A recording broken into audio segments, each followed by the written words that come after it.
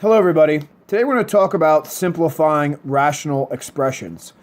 Rational expressions sound very difficult and they look often very difficult, but they're not.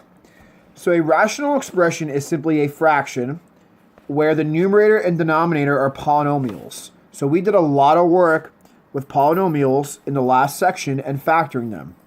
So the numerator and denominator are polynomials. The only stipulation is the denominator can't be 0 because in math we can't divide by 0.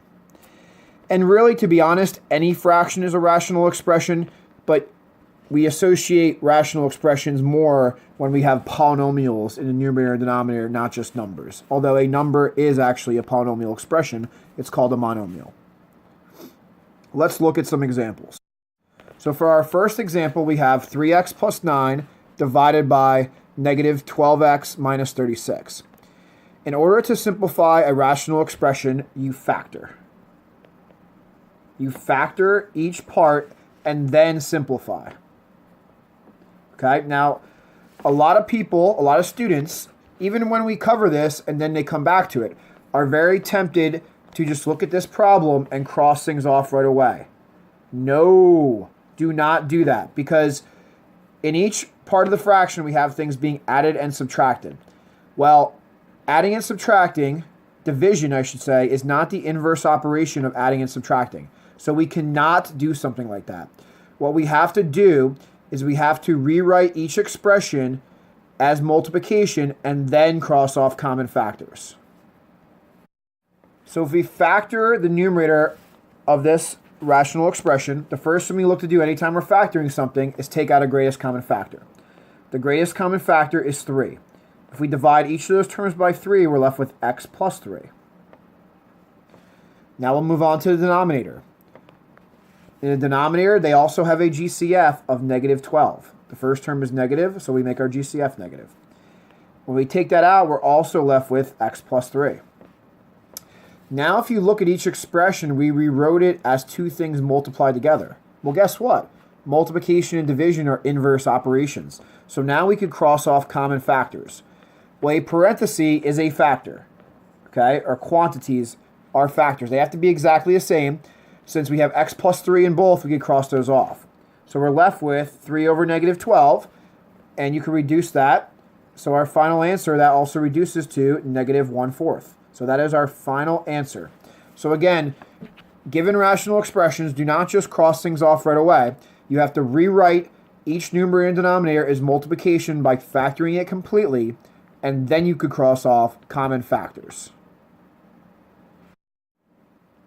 For our next one, we have x squared plus x minus 42 divided by 4x plus 28. So if we look at the numerator, there's no greatest common factor because they all don't have a variable, and there's no number that goes into all those terms. But it is a quadratic trinomial.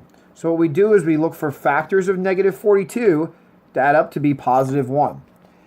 If you write out down your factors of negative 42 or 42, the ones that would add up to be 1 would be a positive 7 and a negative 6. We have to put a negative with one of those factors because it's a negative 42. Those add up to be positive 1. So that is the correct factoring. In the denominator, the only thing we could do that is take out a greatest common factor of 4. And when we take out the 4 and divide each of those by 4, we're left with x plus 7. So now that we factor everything completely, now we can cross off common factors. X plus 7, those parentheses are exactly the same. So what's left? We have x minus 6 divided by 4. And guess what? That's our final answer. We can't reduce 6 and 4. In order to reduce this, the x, this first x, would also have to have a factor of 4 or 2 in it. But so both terms would have to have a factor of 4. So this is x minus 6 over 4. That is our final answer.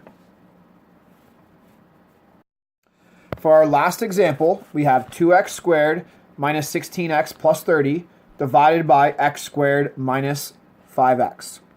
So before we do this problem, I want to make a disclaimer of what not to do, okay?